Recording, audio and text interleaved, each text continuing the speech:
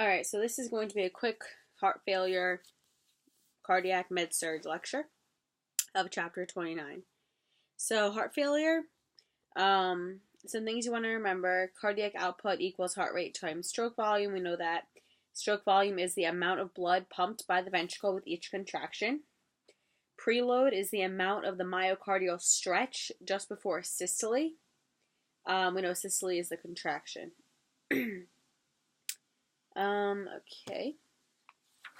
I'm just going to try to go off the important stuff.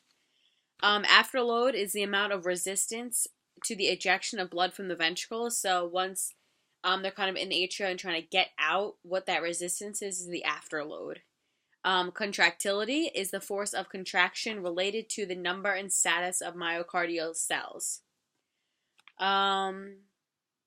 Compliance is the elasticity or the give of the left ventricle when blood comes in, how compliant it is, so how much it gives in to getting that blood.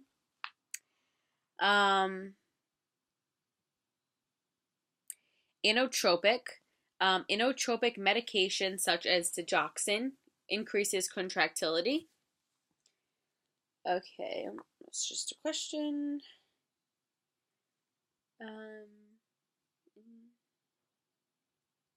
Okay, so inotropic, the definition is modifying the force or speed of contraction of the muscles, so that makes sense. Okay. Heart failure is the inability of the heart to pump sufficient blood to meet the needs of tissues for oxygen and nutrients. So to assess some of the cardiac hemodynamics in a non-invasive way, the right ventricular preload may be estimated by JVD, so jugular venous distension. The mean arterial blood pressure is a rough indicator of left ventricular afterload or that resistance. And activity tolerance, so if they're getting shortness of breath during their ADLs or something like that. Intolerance can be an indicator of overall functioning, so, well, how they tolerate it can be an indicator. Intolerance can indicate heart failure. And you want to remember that echocardiogram, that was kind of that like ultrasound looking thing of the heart, that can also indicate the ejection fraction. Right? So heart failure. Again, it's the inability of the heart to pump sufficient blood to meet the needs of tissues for oxygen and nutrients. It is classified as a syndrome. So that is characterized by fluid overload or inadequate tissue perfusion, depending on right-sided or left-sided. So the term heart failure indicates a myocardial disease in which there's a problem with the contraction of the heart, which is called systolic failure. So contraction, that systole, systolic, contraction, systolic failure. Or if it's having a problem with the filling of the heart. Remember, filling, diastole. Relax. The heart's relaxed. It's getting filled. Some cases are reversible. Most of heart failure is progressive. It's a lifelong disorder that's managed, not cured. Managed with lifestyle changes and medications. The goal is to prevent acute episodes of decompensating heart failure. These patients are being constantly readmitted to the ED.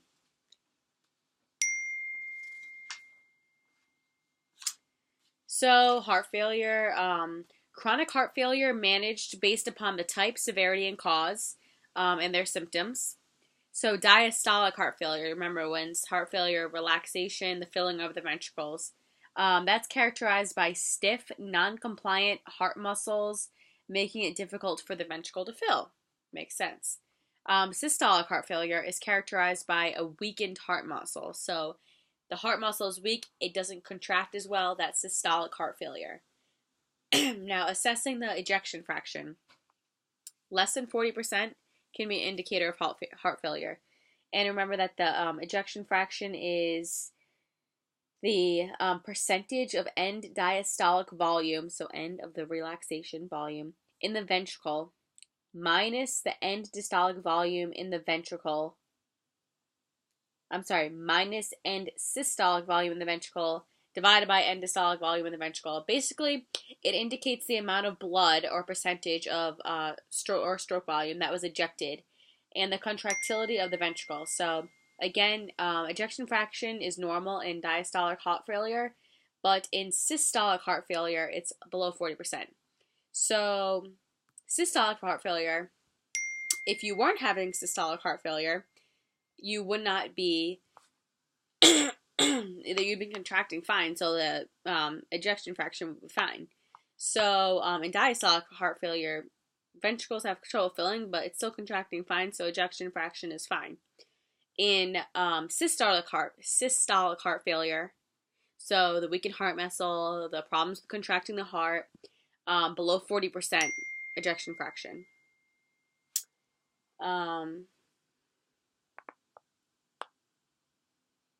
Okay.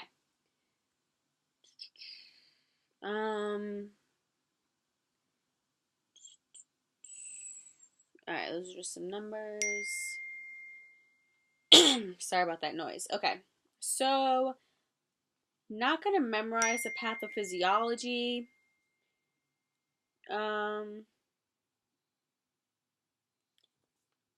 Yeah, I'm just going to kind of skip over the patho into detail.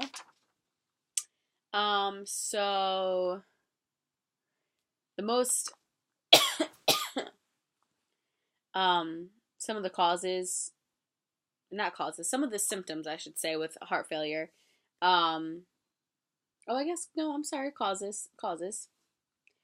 Atherosclerosis of the coronary arteries is the primary cause. Atherosclerosis of the arteries is the primary cause of heart failure. Atherosclerosis of the arteries is the primary cause of heart failure. That can lead to decreased O2, which leads to loss of contractility of the heart due to cell death. Cardiomyopathy, hypertension. Just thinking if your blood pressure is high, that it's going to increase afterload, so it gives a resistance of ejection, which increases your workload. So eventually your heart would be hypertrophied. And the muscle fibers are trying to compensate, but over in time that will actually impair the heart and its proper filling. And the hypertrophied ventricles may dilate and fail. So we don't want a big heart. You might have some valve disorders or dysfunction, mitral stenosis, stuff like that. Maybe dysrhythmias or atrial fibrillation.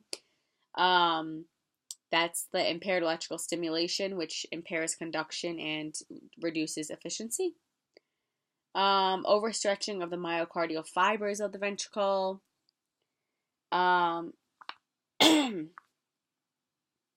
So, assessing heart failure, we have right heart failure and left heart failure, and you can memorize these a little bit more if you just think about the way the blood flows through the heart. So, chronic heart failure is biventricular, so it will incorporate both left and right heart failure after a while. But just think, okay, so your right side of your heart, that is the part that is getting your blood from your periphery. So if that is failing, your blood kind of stays in your periphery. So,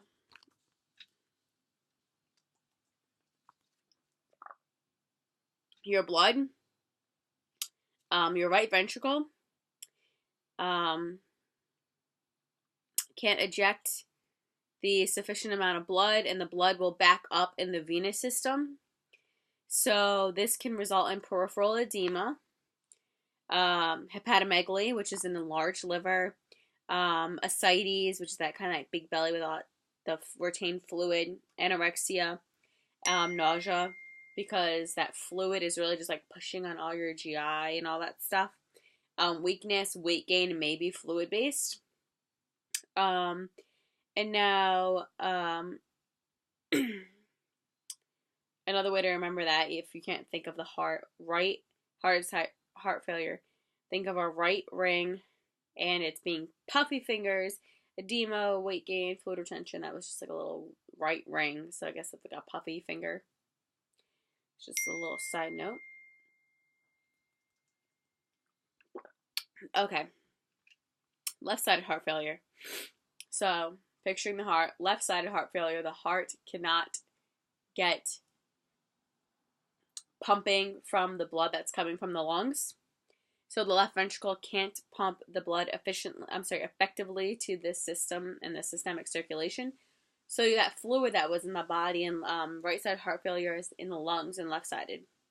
So pulmonary venous pressure increases that result in pulmonary congestion with dyspnea, coughing. You're going to hear some crackles because of the fluid. You're going to have definitely impaired oxygen exchange. All right.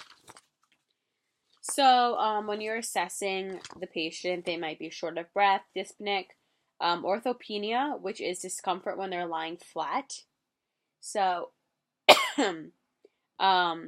they have trouble breathing when they're lying flat. So at night you can ask them how many pillows they kind of put under them. Orthopnea, just think of pnea, breathing, ortho, when they're laying down in bed at night.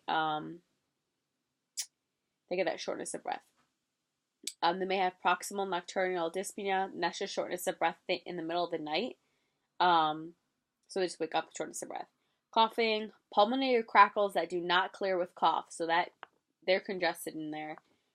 Weight gain, which is rapid. Edema, abdominal bloating or discomfort, like we said. JVD, sleep disturbances, anxiety, air hunger, fatigue.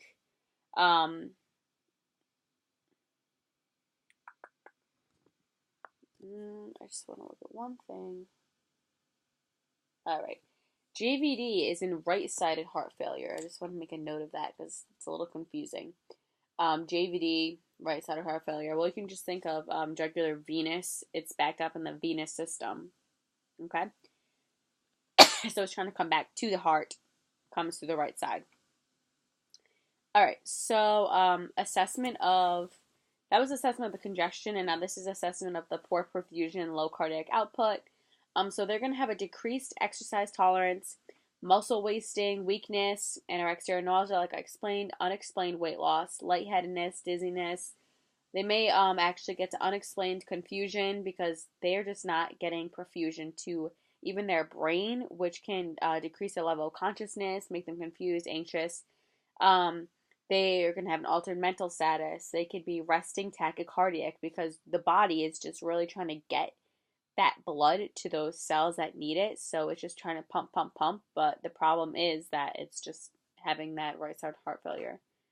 The left-sided heart failure. All right, so they might have cool or vasoconstricted extremities, pallor, cyanosis, but they're just not getting enough oxygen to the extremities. So poor perfusion, especially to those major organs, GI, brain, all that stuff. All right, so this is kind of a review what I already said, but a little more detailed. Left-sided heart failure, pulmonary congestion, when the left ventricle cannot pump well. Dyspnea upon exertion, might see it as DOE. Orthopnea, the PMD, that's the paroxysmal nocturnal dyspnea.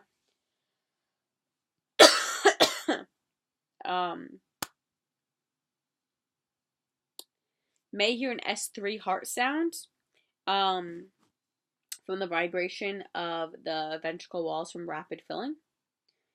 They initially will have a dry, non-productive cough. Over time, it can become moist with the frothy, pink-tinged sputum, which indicates severe pulmonary congestion when it has that blood tinging.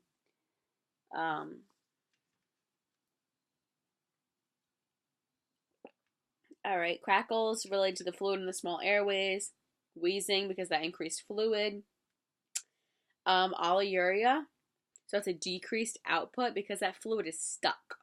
There's not enough blood flow to the kidneys and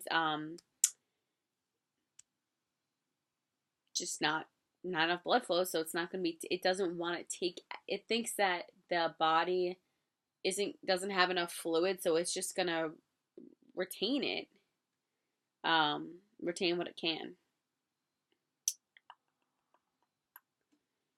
If there is decreased cardiac workload at night, they might have improved renal perfusion, especially if they're laying down.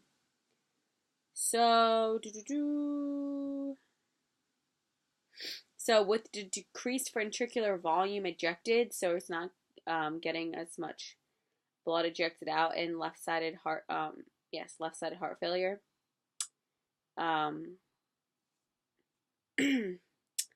The sympathetic nervous system will increase the heart rate with weak, thready pulse, fatigued, decreased activity tolerance.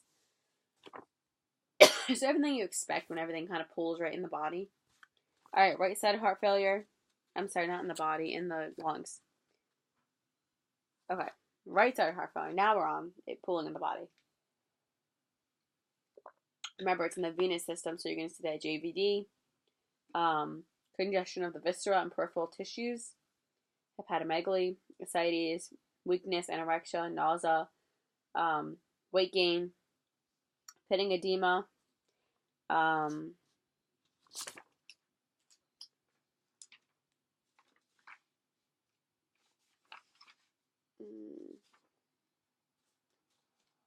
think my thing's upside down.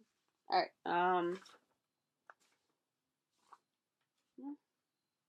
right. Whatever. Okay.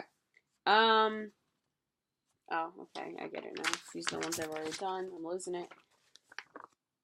All right. So, assessment and diagnostic findings. The physical findings we described might do an echocardiogram to look at that ejection fraction. Again, systolic failure, weakened heart muscle. That's going to give you that ejection fraction less than 40%. And that is, indicates heart failure. Systolic. All right.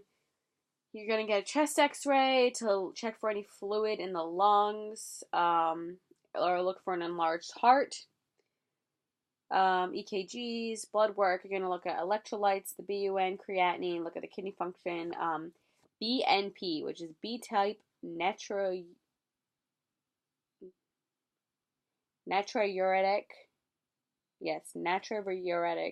peptide. Anyways, BNP. That is a very specific indicator. It is a substance produced with increased heart failure. It's now a test for heart failure. If it's elevated, it can indicate heart failure. Normal is below 100. Above 100, heart failure. All right, so it doesn't.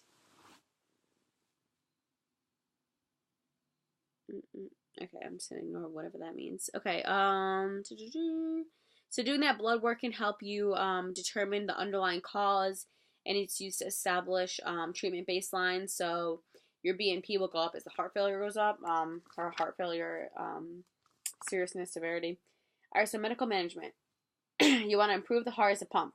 Eliminate or reduce any contributing factors. You want to reduce that workload, afterload, preload, optimize therapeutic regimens, prevent any exacerbations, medications are routinely prescribed. So we have our ACE inhibitors. Those reduce preload and afterload through diuresis and vasodilation. Because ACE inhibitor, they block the conversion of angiotensin 1 to 2, which reduces aldosterone. But basically, you're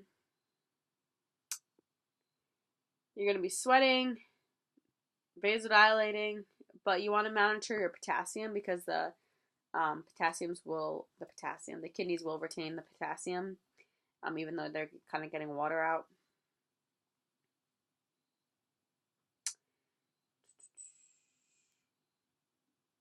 All right.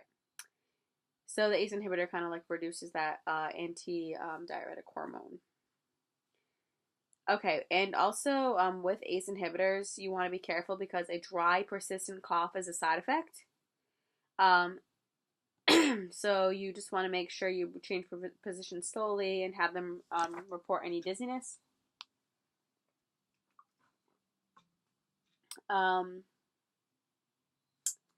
ARBs, beta blockers, diuretics, digitalis, anticoagulants, low sodium diet.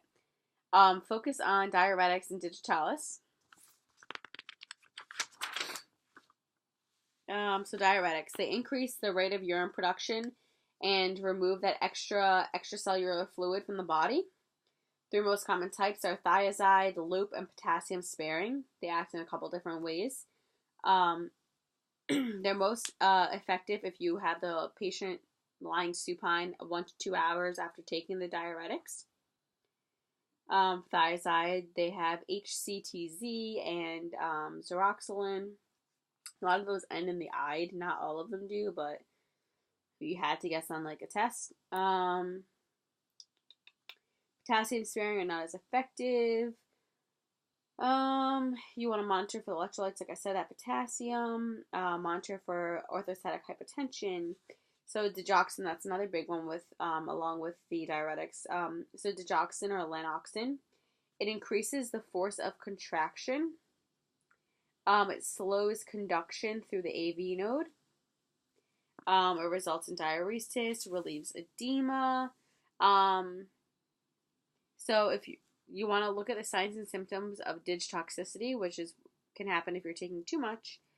So your potassium level will be monitored due to an increased effect if the patient is hypokalemia. So if you have a low potassium level, your digoxin effect is going to go up, and that could force you to bottom out. So you definitely want to watch out for those signs and symptoms.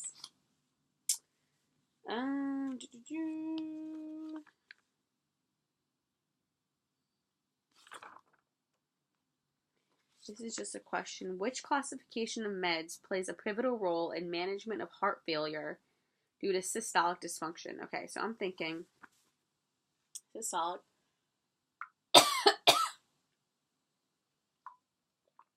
Contracting. Has an ACE inhibitor, beta blocker, diuretics, or digitalis? And the answer was an ACE inhibitor. Okay. It plays a pivotal role in the management of heart failure due to systolic dysfunction. All right, so nursing process, health history, sleep and activity, knowledge and coping, physical exam. You want to do mental status, lung sounds, blood pressure, especially. You might hear some crackles. You're going to hear that S3. Fluid status or signs of fluid overload. Look for that JVD. Daily weights, eyes and nose, any edema. Check those peripheral pulses, skin color, temperature, and assess responses to medications.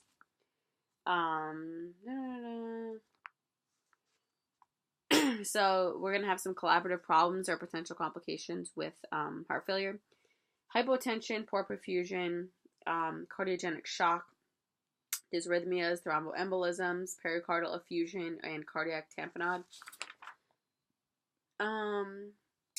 So the patient with heart failure planning. So some goals include promoting activity, reducing fatigue, relieving the fluid overload symptoms, decreasing anxiety, encouraging the patient to make decisions and influence outcomes, self-care, promote activity and tolerance. If they're having an acute exasperation, bed rest is good. If they're not, encourage physical activity 30 to 45 minutes a day. Wait 2 hours after eating to do your activity. Avoid activities in like the extreme hot or extreme cold or like super humid weather. You can modify activities to conserve energy. Elevate the head of the bed to facilitate breathing, supporting and resting your arms, so it's not just like pulling. Your shoulders aren't just like your arms aren't just like being pulled down. So arm rests are good. May also help venous return if we need that. So managing the fluid volume.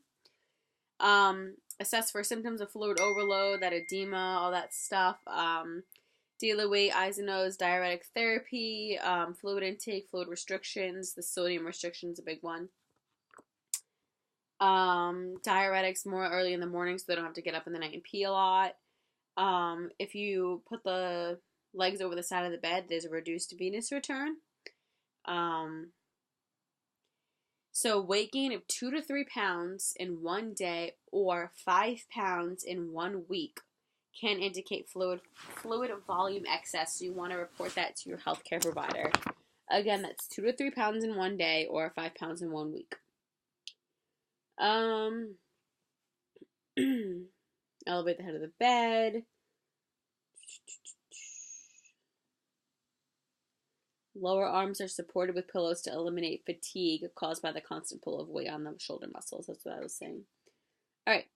Patient teaching, medications, all that good stuff. Fluid restrictions, about 2 liters a day. Low sodium diets. Monitoring and looking at the signs for excess fluid, like I said, hypotension. Do that exercise and activity program, stress management, prevention of infection. Know when they should call the healthcare provider.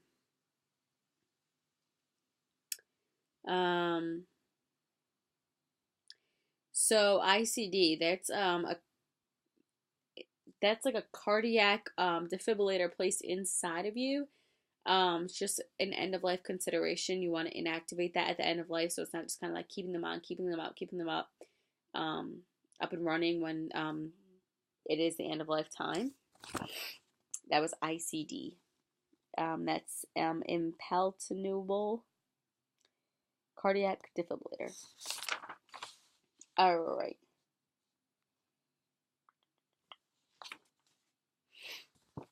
This is just another question that hyperkalemia can occur with the use of ACE inhibitors.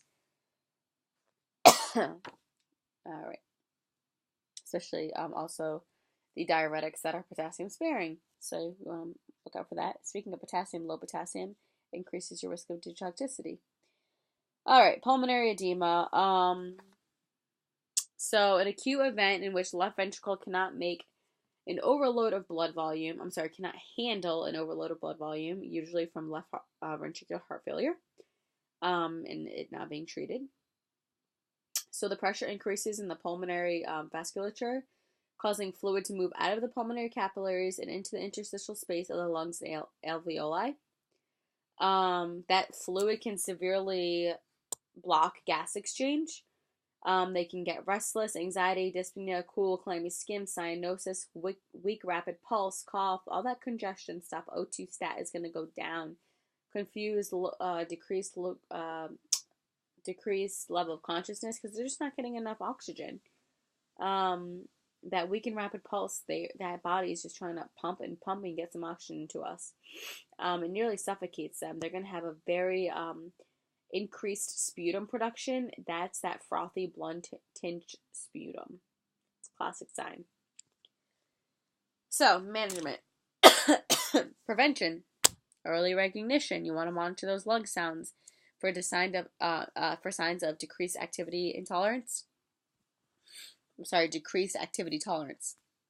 Increased fluid retention. That shortness of breath upon exertion. Minimize exertion and stress. Oxygen, medications, diuretics, oxygen to relieve the hypoxia state. A face mask or non-rebreather mask might be used to increase that flow of oxygen. Diuretics, Lasix is given for a more rapid diuretic effect. It also causes vasodilation and pooling of the blood in the peripheral blood vessels, which reduces the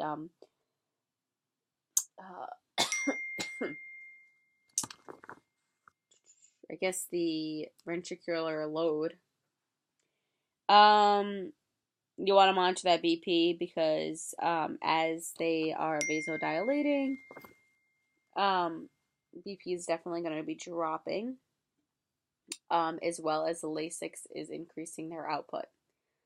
Vasodilators, nitroglycerin, nitroprusside, to relieve the symptoms of pulmonary edema. Again, you want to monitor that BP. If they're already hypotensive, do not give them any of that stuff. Lasix should be given an IV at a higher dose to produce a rapid effect. Alright, not knowing that. Don't go to know this. Pericardial effusion and cardiac tamponade. Didn't really go over it too much. I'm just going to read the slide. Pericardial effusion. Just think about it. Pericardium, effusion, is like fluid. So, fluid accumulation in the pericardial sac. Alright. Cardiac tamponade is the restriction of heart function to this fluid.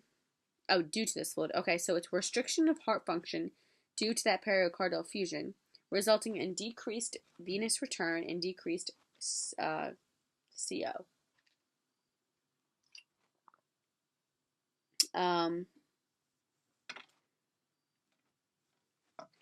So having decreased carbon monoxide, decreased venous return. All right, clinical manifestations. You're going to have an ill-defined chest pain or feel full in your chest, engorged neck veins. They might have a low BP or a kind of a changing labile BP, shortness of breath. Cardinal signs of cardiac tamponade: a falling systolic blood pressure, a narrowing pulse pressure, a rising venous pulse pressure, distant heart sounds. So if there's a lot of fluid in there, yeah, it's going to be distant heart sounds, so you got to kind of listen through all that fluid for the love of dub. Again, falling systolic BP, rising venous pressure, so you're definitely going to have that JVD. Distant heart sounds. This is a medical emergency. You want to call the doctor. Also, pulsus paradoxus, systolic blood pressure that is heard during exhalation but not inhalation.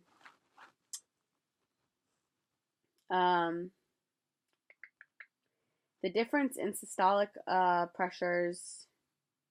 Oh no, I'm sorry. I think it means systolic blood pressure between the point that is heard exhaling and the point that is heard inhaling. All right, just ignore that because I'm not really sure what they're getting at there. All right. I'm just gonna go over really quick.